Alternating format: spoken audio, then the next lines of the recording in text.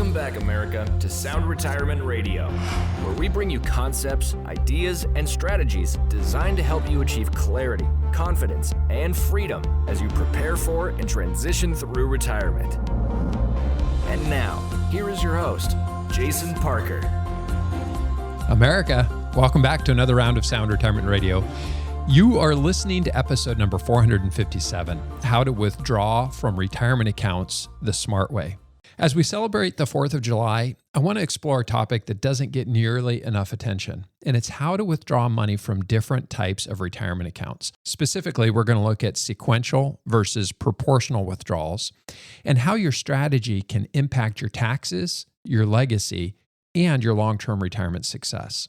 We're going to walk through a hypothetical scenario to compare the outcomes. And the good news is that you can run this kind of analysis for yourself using the new Withdrawal Strategy Scenario that we built into the retirement budget calculator. But before we get started, I like to start out by renewing our mind. And I've got a verse here from Galatians chapter 5, verse 1. It is for freedom that Christ has set us free. Stand firm then, and do not let yourselves be burdened again by a yoke of slavery. And since we're celebrating Independence Day, here's something fun for the grandkids. Did you hear the one about the Liberty Bell? Yeah, it cracked me up too. What did one American flag say to the other? Nothing. It just waved.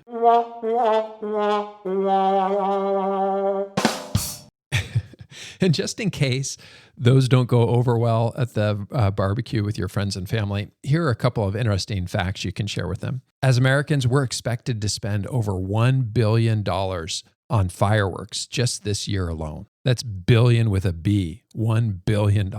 And we're going to eat around 150 million hot dogs. That's enough to stretch from Washington, D.C. to Los Angeles more than 5 times.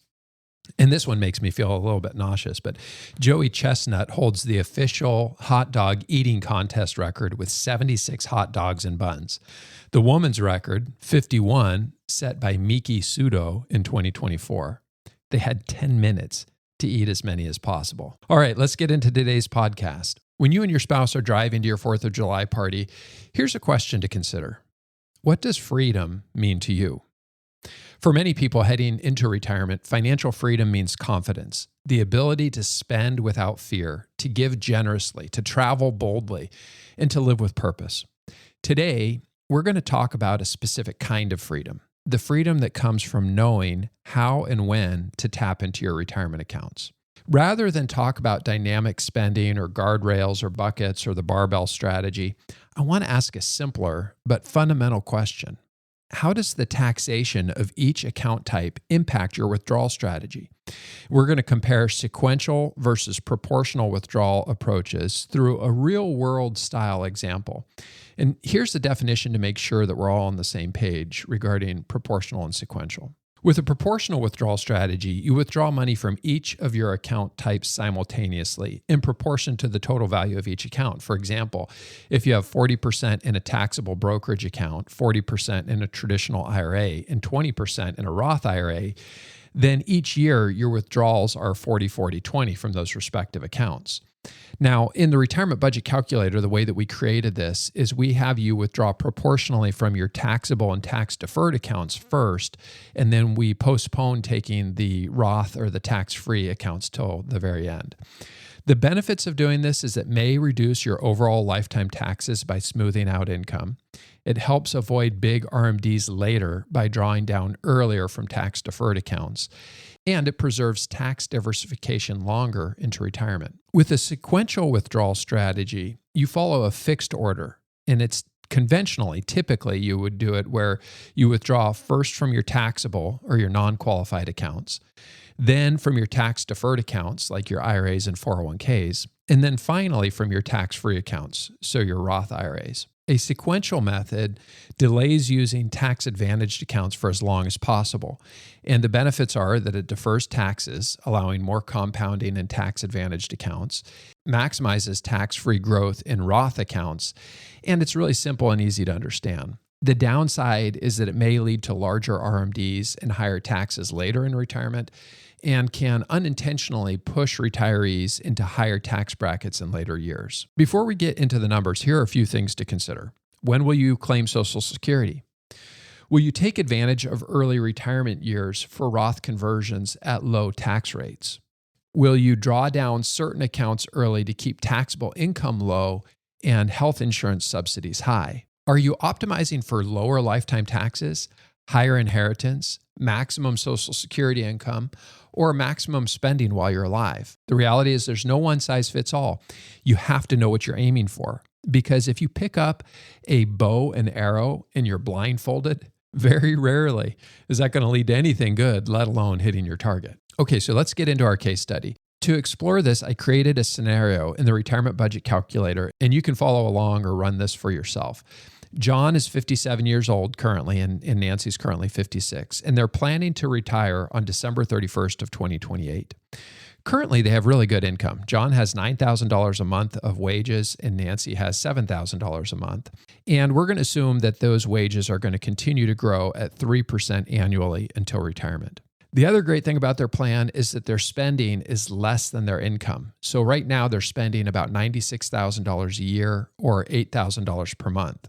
And the way that that spending is broken down is important too. So in their case, they don't have any debt, but they spend $5,000 a month on essential expenses. Then they also budget $500 per month for discretionary spending cash for each of them. So there's a total of $1,000 per month that is being spent on just discretionary spending. And then the other thing for John and Nancy is they love travel, and they plan 2 big trips a year. They're spending about $24,000 total or $12,000 per trip. And they plan to continue to do this level of travel all the way out for the next 10 years. And then in 2036, they're going to cut down to only 1 big trip per year. They're going to spend half of that money, $12,000 per year. And they're going to do that for an additional 10 years out until 2046. Now, they don't have any pension income or rental income. The only guaranteed fixed income that they're going to have in retirement is Social Security. Their savings consists of $500,000 in a bank, in a CD.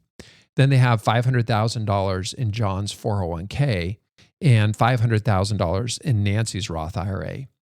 And I always like to say, let's hope for the best, plan for the worst. And so we're going to assume that their money's only growing at 4% per year. Again, for Social Security, they could wait until age 67 to start their Social Security, and each of them would have a benefit of $2,500 per month if they were to wait till 67. If they waited all the way till 70, they would have $3,117 each per month because they get those 8% delayed retirement credits. But in this example, we're going to assume that they start Social Security early at age 62, and they're going to each receive $1,750 a month from Social Security. Now, life expectancy is another important thing that we need to consider because we're trying to figure out, if their money's going to last as long as they do, and how do we optimize this? So if we look at the Social Security mortality tables for them, it says that John's life expectancy is age 81 and Nancy's is age 84. But in their case, we're going to say they're not average. So we're going to assume that John's life expectancy is 10 years beyond average. We're going to say he makes it to 91. And we're going to say Nancy makes it all the way to age 94. And because they're born after 1960, they won't have to begin taking required minimum distributions from his 401k until age 75. So we're baking all of that into this recipe as well. Okay, so the first strategy we're going to look at are sequential withdrawals. Once they retire, their Social Security income isn't going to be enough to cover their expenses. Remember, they're spending $8,000 a month in today's dollars, and we're going to assume that those expenses are going up at 3% per year. So they're going to have to take withdrawals from their accounts. And in this sequential withdrawal order, we're going to assume that they're taking from their non-qualified CD first. Then second, after the CD is all gone, then we're going to dip into their tax-deferred 401k account. And then we're going to save the Roth IRA till last. So here are the results. The ending balance at Nancy's age 94 is $820,000, and all of that money is entirely in a Roth IRA at that point. Lifetime taxes paid are approximately $242,000. Now, a quick note on taxes. What I assumed was that tax rates were going to stay the same, but I do assume 2% inflation. So I'm assuming the standard deduction is going to increase by 2% per year, and that the marginal tax brackets are going to increase at 2% per year. And then for Social Security, remember they started it early, and we're showing that in nominal dollars, they're going to have $2.5 million of total lifetime income from Social Security. The cool thing about this is is that the Roth IRA has been preserved for their heirs. So when they die, their heirs are going to receive this $820,000, and it's all tax-free. The heirs can leave it in the Roth IRA for another 10 years before they have to pull it out. And then in the 10th year, they would have to take it all out as a lump sum, but it gives them 10 more years of tax-free growth. So you figure that money could double again in 10 years once they inherit it. Okay, strategy number 2 is to look at proportional withdrawals. And when we withdraw proportionally, what we're going to assume is that they withdraw equally out of the CD and the 401k until they're both depleted. And then we're going to tap into the Roth IRA last. If we use a proportional withdrawal strategy, the ending balance at Nancy's age 94 is $1,039,450. Lifetime taxes paid are $143,000, and the Social Security is the same at $2.5 million over both of their life expectancies. So that's over $219,000 in more assets, nearly $100,000 less in taxes, and all of that money is still in the Roth IRA, which benefits the beneficiaries at that point because they get to inherit a tax-free pot of money instead of a taxable pot of money. So in this example, proportional withdrawals produced better results, more wealth, lower taxes, and the same amount of Social Security in either scenario. Now, let me just say, this is not how your specific plan is going to work out, and this is not a recommendation to do it this way. The only way that you're going to know the best strategy for you is to run your own numbers and to look at the trade-offs between things like Social Security and which accounts you're going to dip into. You can't use a hypothetical analysis like this and say, oh, this is the way I should do it, because nobody's plan is going to look like this one. Your financial plan, your taxes, the amount of money that you have in your investment accounts, how you're investing in those accounts, it's almost like a fingerprint. It's going to be very unique and specific just to you. And that's why we created the software. So without software, this would be impossible to analyze. And in the retirement budget calculator, we now include a withdrawal strategy scenario feature so you can test a sequential withdrawal order, a proportional withdrawal order, a buckets strategy, or you can create a custom plan using a drag and drop feature. Now, if you love this kind of analysis, you can dig in by visiting the retirement budget calculator and signing up. If not, that's what my team at Parker Financial is here for. We combine income planning, tax strategy, and investment management so that you can live your best retirement with confidence. There's an old saying, an ounce of prevention is worth a pound of cure. And maybe in retirement, an ounce of planning is worth a pound of financial freedom. Don't go through life with a blindfold and a bow and arrow. Know what you're aiming for, create a plan, implement it, and adjust along the way. And most importantly, it is for freedom that Christ has set us free.